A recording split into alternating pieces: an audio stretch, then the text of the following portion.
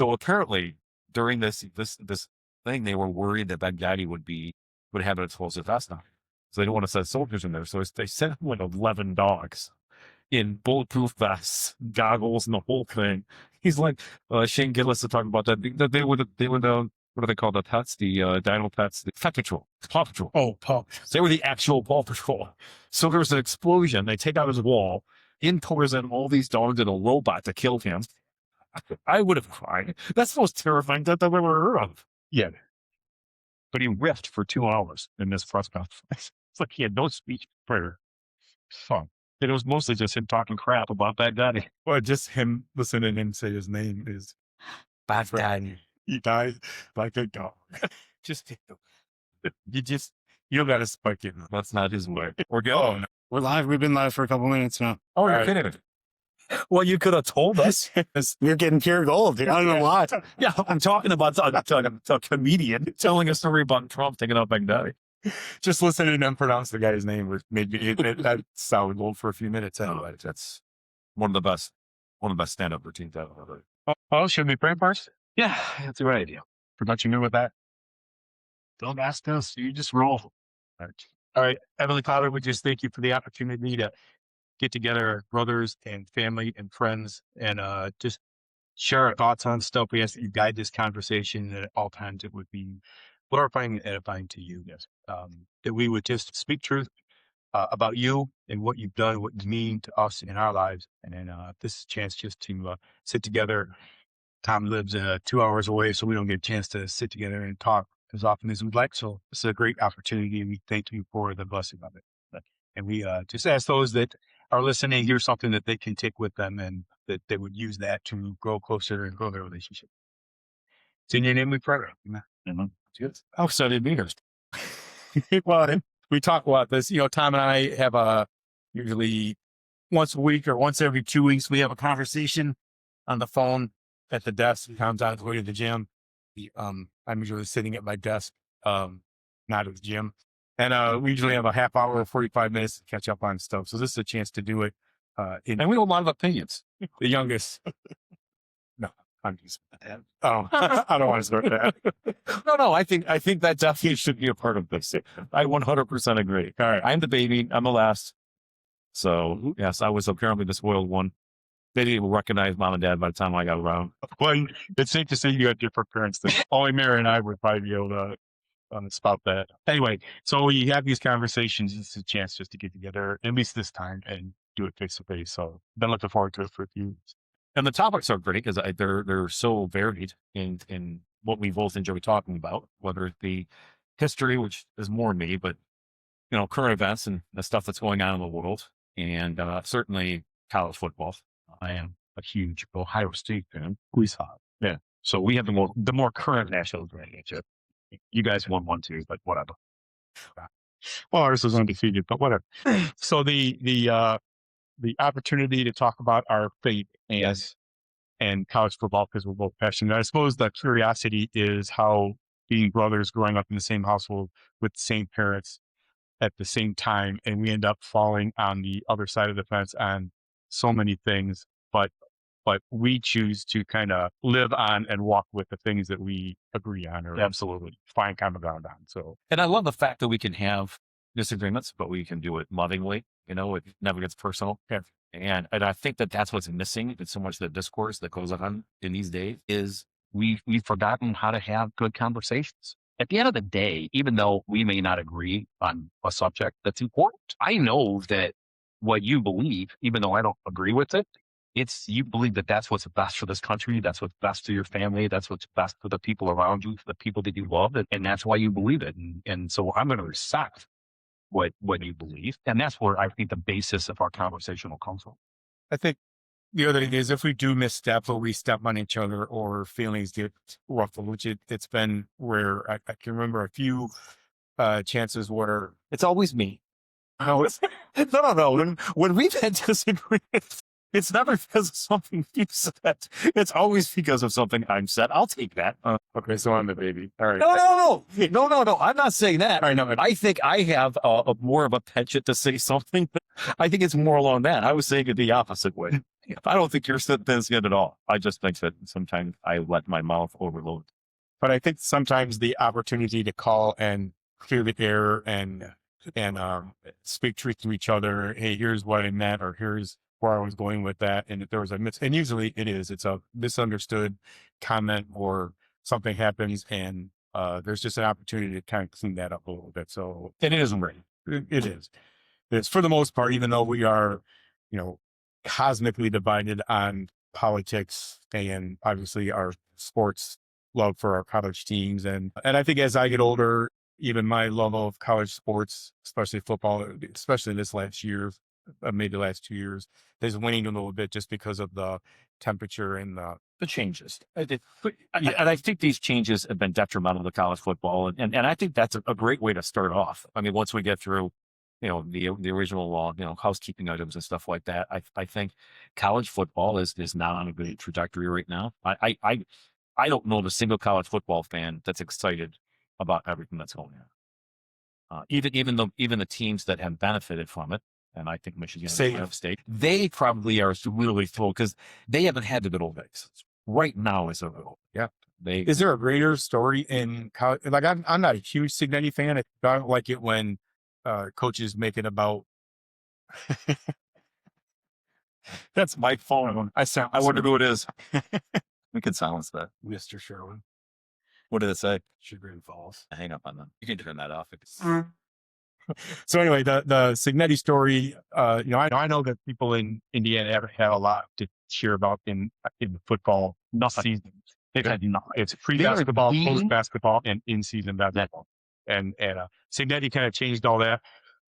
Google me, all I do is win, is making it about him and not about the team and so, but he's coached under Nick Saban. He coached under, he's been to some programs where he's had success. And I think if anybody has earned the right to stand up and say, this is our time, it's Chris Cignetti. Yeah. And more so the fans. And when you look at those kids, there's so many of them there. They were James Madison kids with him down there. So they were coming in college as 1-star, 2-star athletes and have earned everything they've gotten. And some of those kids that are coming in at 2-star, they're going to play in the NFL. They are. Because of what happened in one season under the second year head coach. And he took them to the playoffs last year in his first. And Ohio State blew their doors off. They did not this year. That was a tough game. No, there was a resetting of we're going to have to deal with that next year. Without question. I thought once they lost Mendoza, that entire program would have to pack it up and go back to being what they were, but they did nothing to bring in talent. And the way that he's doing it, and this is through the NIL, he's going out and getting men as opposed to 18-year-old boys coming out of high school. Their team is made up of 40-some kids. It was over 40 that were like 24 years and older. That's a way higher percentage than the NFL. I forgot what the issue or what the statistics were, but over the age of 24, there was like 112 NFL players and 40 Indiana players. That's the entire NFL. That's crazy. That's staggering. It's a weird stat. We should look that up. That's probably one of those things we should look up just to make sure I'm not lying. But I saw that on ESPN. Anybody watching can Google it. Yeah. If I'm wrong, make a comment. I'm dumb. Stop talking. But it's unreal how they go out and get these guys that are 24, 25, 26 years old, and they're coming in. They want a linebacker that's going to go in and hit Bo Jackson, who's 18, playing for Ohio State as a running back. And this kid comes running through. Yeah, weighs about 80 pounds. He's got 6 years of playing experience on him. That is such a mismatch. It's unreal. It's no wonder that he knocked Bo Jackson 6 yards back and got our quarterback. Do you think that what Indiana did this year and what he learned from last year, Cignetti, that's the blueprint for how Division I top 12 teams are going to have to get to the playoffs? People are making the adjustments. Ohio State doesn't make those adjustments, and Ryan Day's already looked at that. So you go look at the ages of the players that they brought in at NIL. They weren't second-year kids coming. These are all kids. If you look at all the I think I forgot how many 15, 16 kids Ohio State brought in NIL, almost all of them have played at least 2 years starting football in college football. They're bringing in people that have experience, that have some age, that have played some college football. That because he sees the blueprint.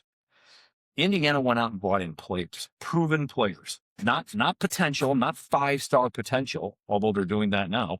This is the first time you've done that.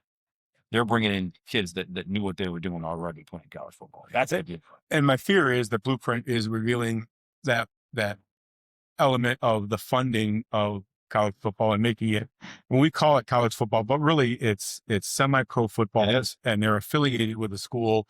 But the only way you would know that is the logo on their helmet or on their jersey. Other than that, it's really not. I mean, the joke is the kids in the transfer portal have to be registered in school somewhere. It doesn't say that they have to be in, getting any grade point average specific, or so they're not limited. They just have to be signed somewhere in order to be in the portal. And that's only to get signed into the portal. And then there's no more restrictions after that. They're going to have to put some guardrails out here at some point. Because it's a lot of West. Yeah, it really is. And to say it's semi-pro is such a misnomer, because so many of these kids that are in there are making as much as rookie contracts. The guy that funded Indiana's program this year, Mark Cuban, offered Mendoza first year salary money to stay in Indiana for one more year. Yeah. So that writes our story right there. Absolutely. Or it writes Mendoza's story anyway. The only thing that they have to contend with is the fact that they're not talking about 1 year. He's going to get probably a 6 or 7 year deal worth 6 or 7 times that money. So Mendoza did wind up, registering for the NFL draft. He's gone, but only because those rookie contracts at the very top wind up getting these big, long, multi-year deals. So, you're not talking $3 or $4 million, you're talking 20, 30, $35 million. So they have to go. But is there a percentage of that's guaranteed? Yes. Yes. And for the number one pick in the NFL draft, a lot of it will be. At least that first rookie contract will be guaranteed. Well, if anybody did anything to fill out his resume and end his college career as best as he could, I would say he wrote the storyline on that one, because that national championship game was all about Mendoza and what he could and couldn't do. When he got hit under the helmet and was spitting blood out of his lip, and then comes back later in that same series and he scores a touchdown, and then later in the game when he ran the ball 30 some yards and broke 3 tackles and right up the middle. Yeah. Takes that giant hit, flipped them all over the place.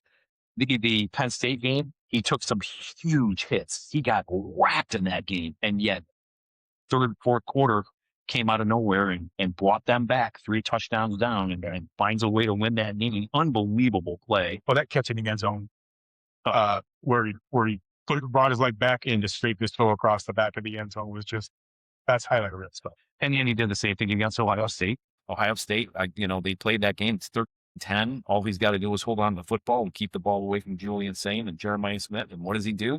Completes a perfect pass. I don't know where that kid came from. That number Doctor. Yeah, Doctor. He comes out of nowhere. That kid, he didn't have a catch for like the first 8 games. It comes out of nowhere, and that kid was unbelievable. I want the Lions to draft him today. I would take that kid today. He is ice cold on those catches, and he tops that ball. He's Tesla-ish. He is. The 2 A's, you have to kind of stretch that out a little bit. He has the ability to run silent for 20 plays in a row, and all of a sudden it's a highlight reel catch, but when you need him the most. And against Ohio State, when the game was on the line, he threw to him in that game against Miami in the national championship game. When the game was on the line, when it's 4th down, and if they complete this, they're going to ice the game. Who do they throw to? Yeah. And he just does not miss those catches. They're all contested. Well, the one where you're sitting down backwards with the player all over him, and I don't know how he kept that ball off the turf as he's swinging it back up into his eyes. I mean, it never his feet. Yeah. It was an unbelievable play. It was fun to watch. Yeah. I love college football. The Indiana story is probably the only thing that really saved me this year, because I was disgusted by the way things are going and how now it's just the highest bidder. For me to love these kids and watch these kids come through. And, I watched what they did with their faith. I watched them, go out there and give their testimonies and baptize kids in the Buckeye Grove, Reflective Pond, and all that stuff. It was just amazing. And see, you really start to have an affinity for these kids. And you listen to their testimonies and to watch so many of them. I forgot what it was. 6 hits from Ohio State. Scholarship athletes went into the portal. 36. That's 4 or 5 wide receivers alone. Yeah. Well, that Well, is that's Heartline. yeah. Heartland going to South Florida. I kind of expected that to happen. A lot of those kids went there to play for him, and he left. One of them went down to South Florida to play for him. It wasn't not rain. Was the only one? Only one. So imagine if you're the other 4 receivers and you enter the portal thinking that Heartline will take you with him down South Florida, and he doesn't. And he takes 1. But 2 went to Notre Dame. They're gonna do all I right. think they're going to. They're gonna be just fine. The amazing thing is when you look at this, the shift that happens here has changed the national perception of where the power in college football now resides. Because when you look at it, for the past 22 years, the SEC has owned college football. Sure. The rules committee was based in SEC country. Oh, absolutely. I think most of the people that would enact anything around like paying players, which was illegal until just recently with NIL. Yeah, I know. Crazy. I think most of them were on graduates of Alabama and Tennessee, because apparently they never did that, which is crazy. But when no one can pay their players and you can pay your players, that's just a little bit of money. That's a huge event. Well, it used to be the coastal schools had the big advantage because they would bring you out to USC's campus and say, you can go to school in Illinois or Ann Arbor or Columbus in the wintertime, or you can come here. Yeah. And we'll teach you how to surf. We'll take you down to the beach. I mean, the recruiting advantage of schools like that. Well, you're walking across campus and you've got young men. These boys are 17, 18 years old, and they're going across and seeing the co-eds out there in mini skirts and everything. And then they go to Ohio State and Michigan's campus during that same time period, and they've got parkas on. You can't even tell. So, exactly. That's not fair. No, it's not fair. Not from a recruiting standpoint. No. But now you see this change, because when you look at the money coming out of the Big Ten schools, Penn State, Ohio State, Indiana, so many billionaires, so many huge companies that are giving money towards those NIL initiatives. It's an unfair advantage. So what happens next year when the sharing? So the statistic is next year is when revenue sharing means the schools share $1.8 billion with the athletes, in addition to the millions in the NIL deals. Revenue sharing coming where the school has to, the court says the schools have to share Giving them a cut of what they're making at the gate, the ticket office. But no, that is still based on the amount of money that a program actually makes.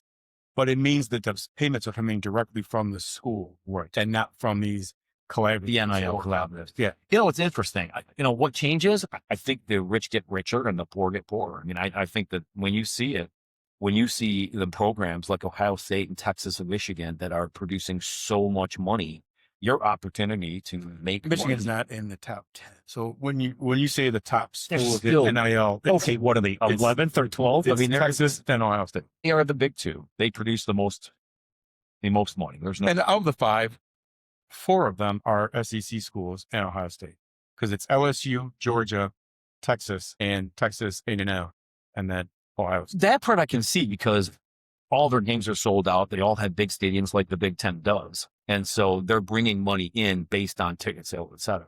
But when you look at the money that is brought in, and I'm not sure that takes that into account. I'd have to look at that. But the television revenue deals are incredible. And the Big Ten's is so much bigger than everybody else's, including the SEC. When you look at, all right, the Big Ten TAD and But the SEC has the advantage of owning ESPN. ESPN. So Or ESPN owns that. okay. They do. Fox News doesn't own the Big Ten. They have power there. It seems like it's almost the same. They might as well just put ESPN and the SEC just emblazon that, come up with one logo. Yeah. But why are they wasting all the time and money marketing 2 different things? They're the same. Yeah. Basically, they're bought and paid for. And that's why it's so weird when you see ESPN come out of nowhere and say something like, wow, the Big Ten's won 3 consecutive national championships in football. They're pretty good at playing football at the top. No, the depth. Yeah. The depth. So that's the only oar they have in the boat. Yeah. Is that they're deeper. Yeah. Well, the great thing is if you can convince everybody that you're so much better than the other conferences, all of your teams get ranked. And then every time you lose to a ranked team, that keeps you in a conversation.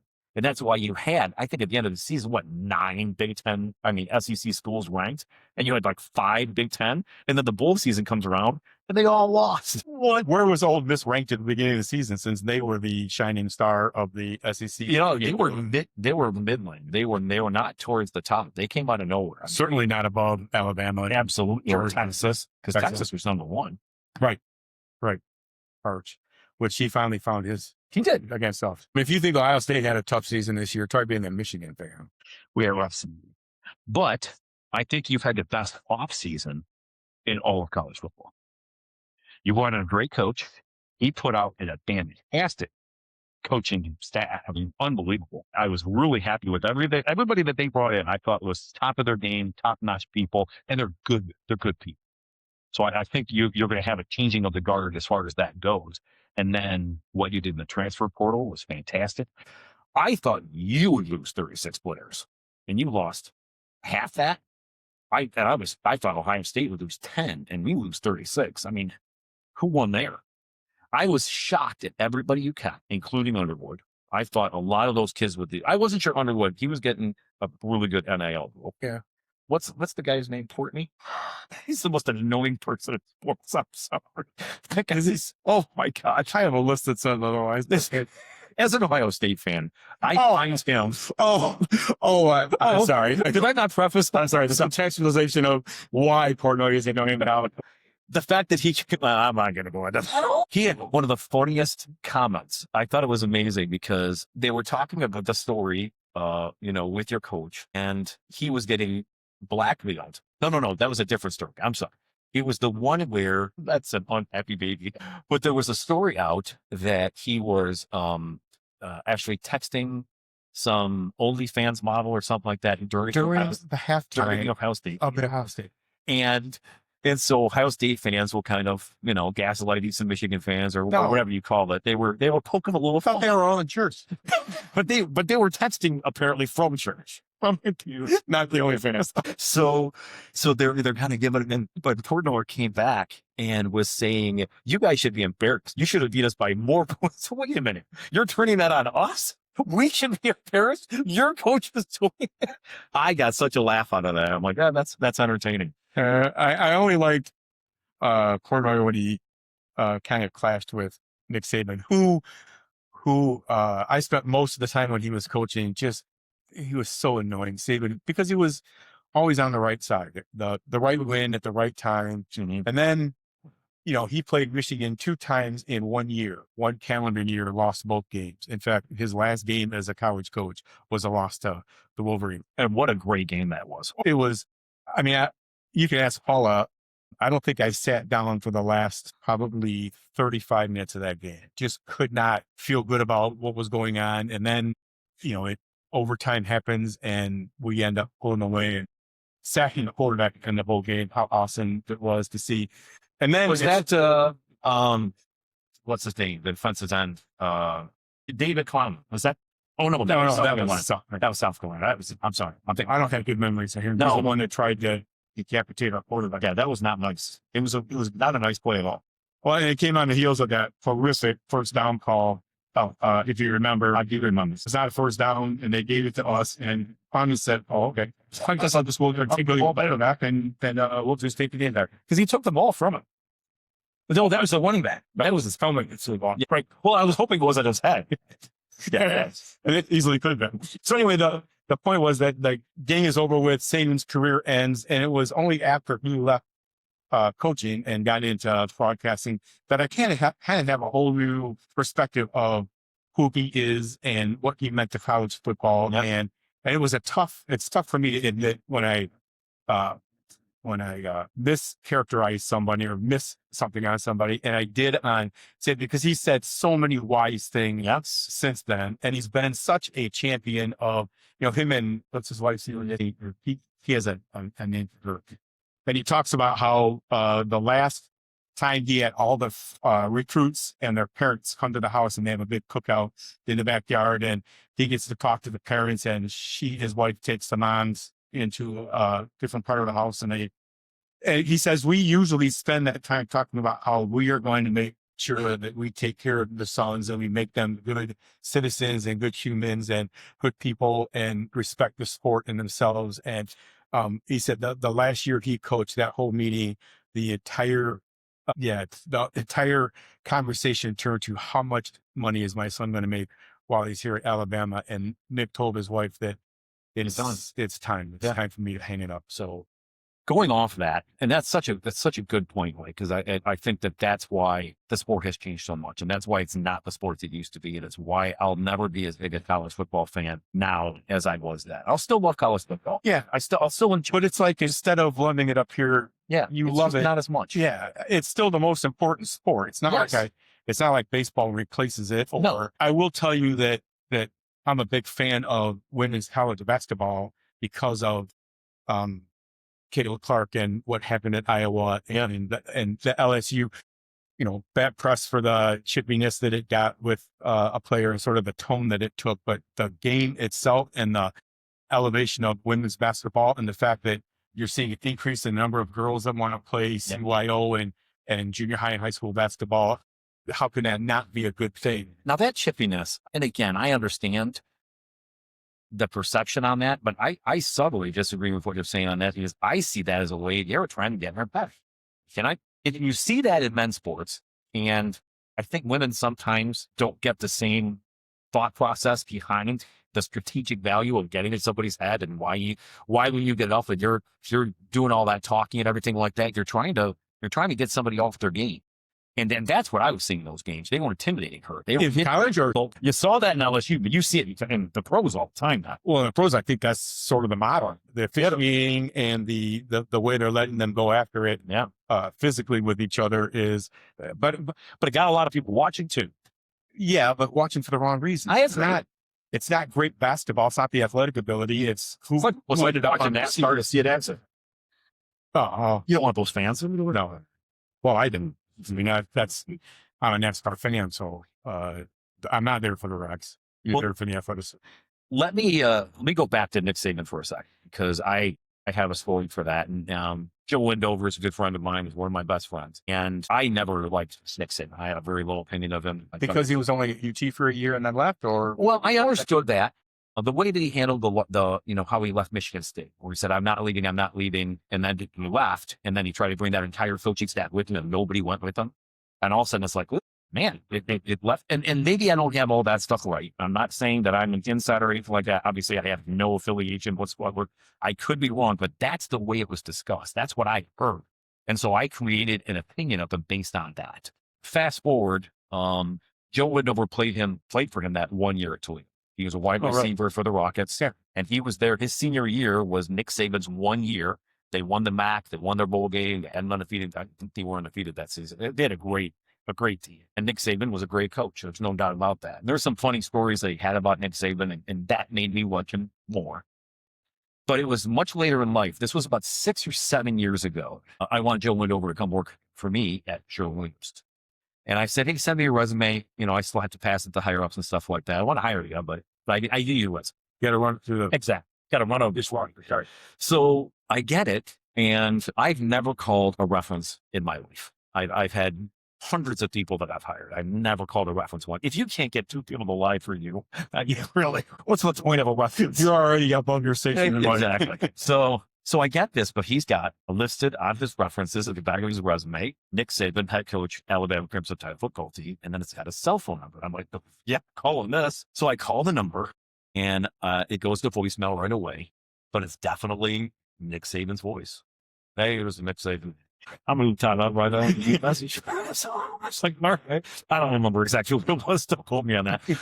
But I leave a message. Hey, this is Tom Shanes. I'm Sherwin-Williams, and I have one of your former players who's applied for a position. I want to see if he's a fit for our company. If you got a moment, you may call that. And I hang up, knowing it was not going to call. It's not 10 minutes later, my phone rings, and I look down, and it's Tuscaloosa, Alabama call sign on it. And I'm like, oh my gosh, he's having a coordinator, one of his secretaries call up or something like that. I answer it. Sure enough, no, it's Nick Saban.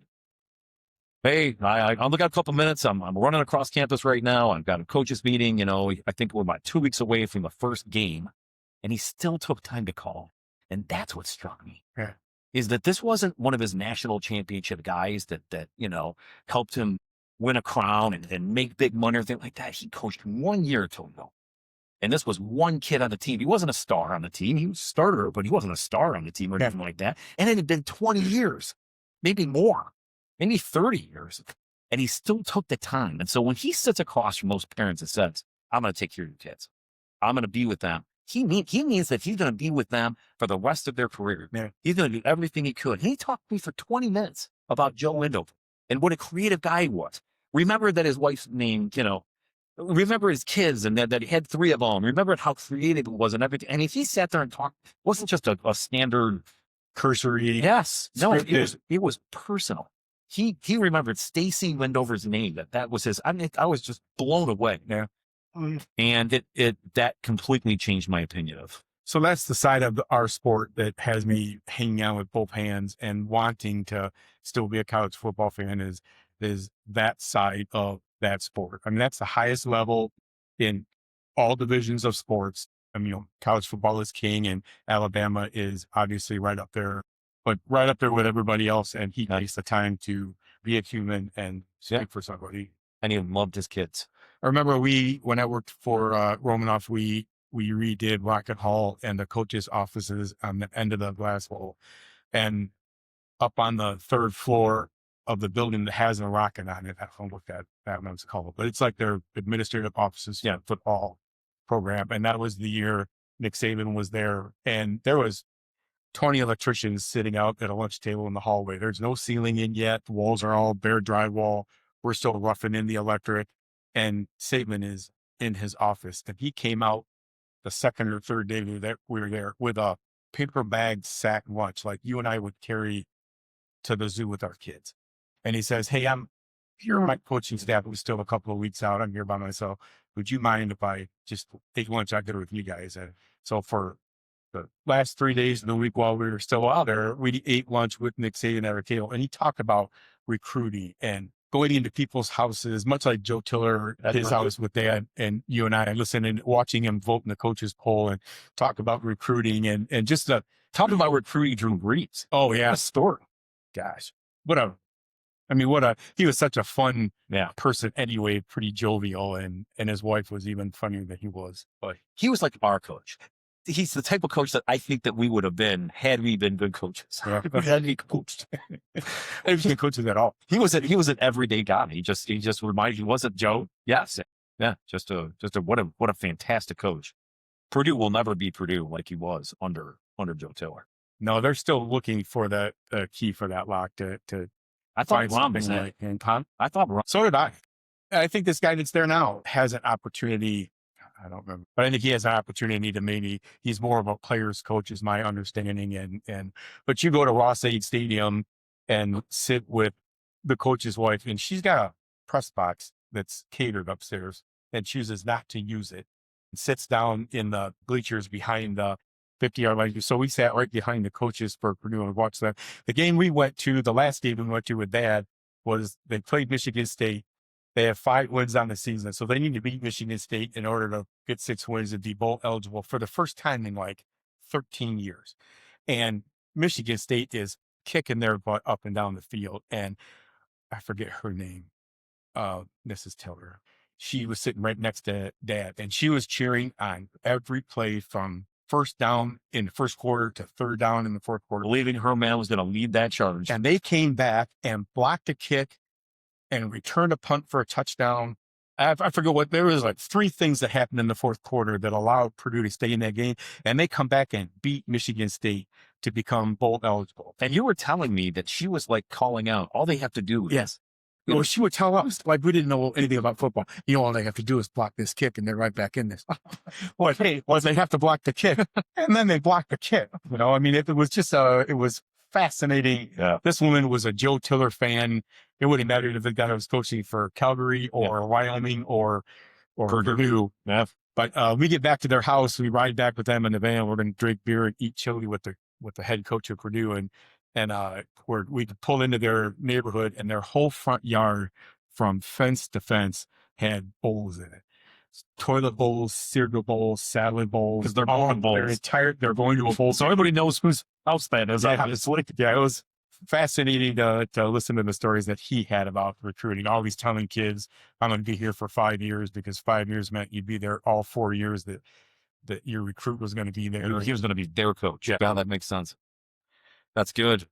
I think the thing that really makes me still love college football is watching what is going on so many new campuses where these kids are becoming very outspoken, ministers for the church, that they are all about Jesus. And you see these shirts that come out. And the one that I love, of course, says Jesus wins on the front, and on the back is the team name, because the most important thing is what's on the front. And that's what these kids are, out there basically propagating to everybody on that campus. And they're giving their testimony, and they're baptizing kids, and you're seeing this happen. And it's so cool. You're watching these prayer sessions with both teams at midfield before and after the games. You're seeing these kids wearing their faith on their sleeve.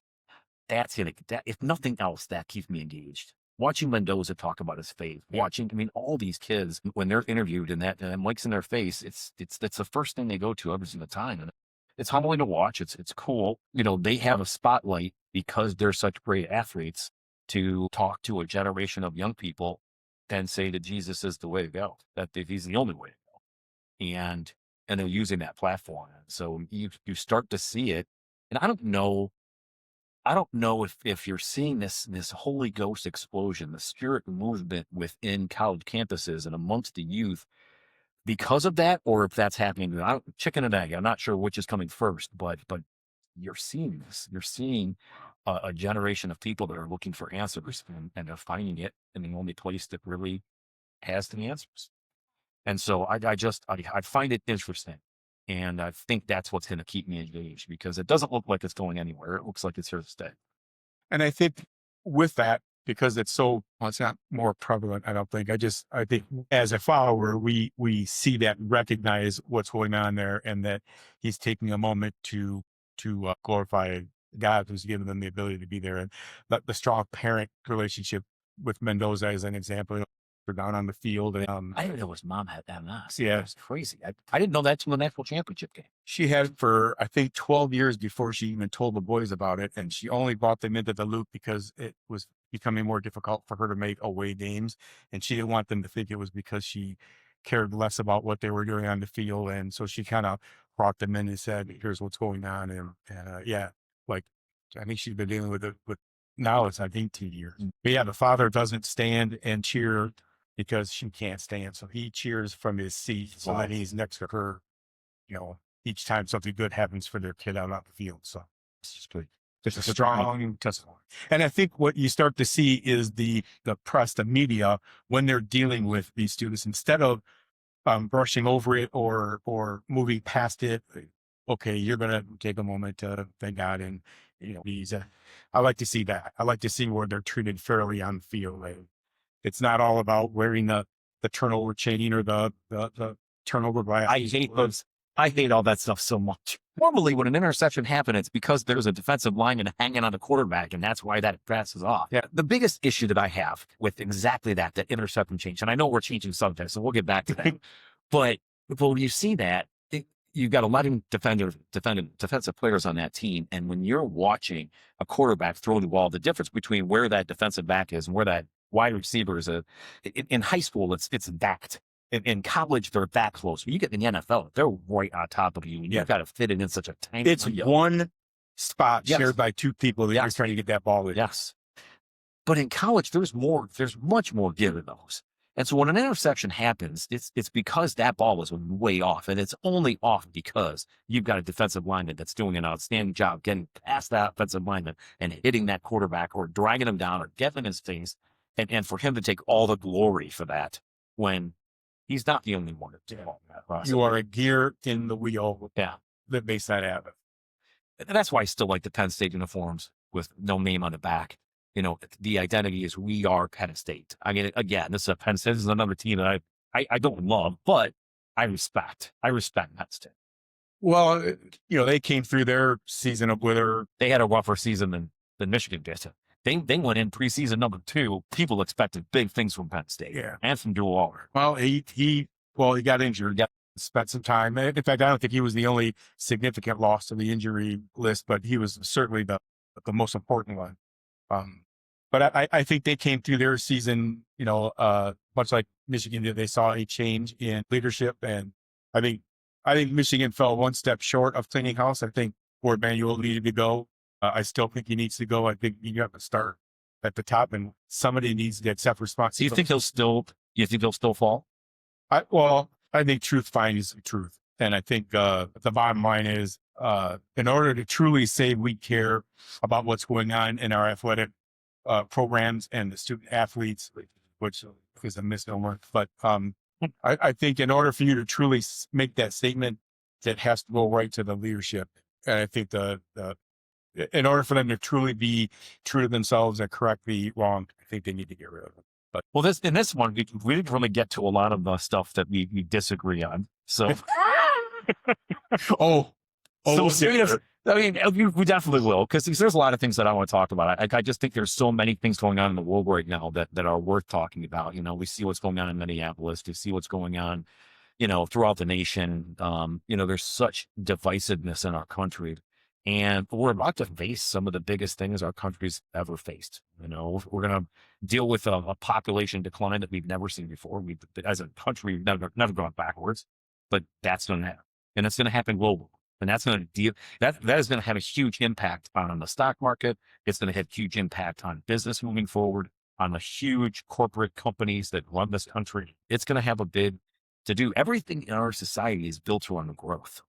And now that growth model is broken. Well, and I think when you marry that into the fact that we're built on a stable economy and a stable environment, and there's anything but going on in our country or in others, nothing that's stable or that you can say is the same yesterday as it will be tomorrow. I think when you get to that point, as change is inevitable, I think that stirs something in you, and chaos is kind of running the day right now. And chaos is coming. Yeah. I mean, what does that look like? We don't know. You're combining that in a time when you've got $37 trillion of debt as a nation, which just sounds made up. You might as well say $bazillion, because that's more money that I can't wrap my head around. No, $37 trillion in debt. No, the fact that we now pay more in just the maintenance of our debt. Like, you know, we've got a credit card, and we're going to make the minimum monthly payment on that credit card. We're not paying down any of that. We're just maintaining our debt. And it's so bad that if interest rates goes up, a coin, you can't do it. And that's why I think Trump is fighting so hard with the Fed on interest rates, because the maintenance of our debt is enough to bankrupt our country if it stays too high. It's interesting that we can talk about the Fed, because I still think that thing's nothing but a complete made up organization that shouldn't be in place, and wouldn't have been if they wouldn't have cheated him back. So there's so many things that I want to. So I think there's opportunities for you and I to talk about world events and cultural differences, and maybe using sports as the vehicle to move it through. But our opportunities to maybe share what our thoughts are on some of these other pressing issues, our next few opportunities, if we have them, is I look forward to that. Yeah, me too. It's going to be fun. It's fun around. Where we get, we got a 5-minute warning about 4 minutes ago. that was fun. Yeah. I don't know if we got anything worthwhile. Guess we'll see. I guess we'll see. It's all in the editing. Yeah. It's in your hands. But I think when you do this the first time, I think it was just kind of getting used to it. Yeah. You know, it feels weird. You guys Jump right into it. It just felt so natural. Yeah, it did. It did. It I felt so relaxed. Well, we have this talk once a week on the phone. Yeah, that's true. That's just kind of a continuation. Usually he's pulling into the parking lot at the gym. Alex is back at the house going, why does it take you 3 hours to work out? I'm like,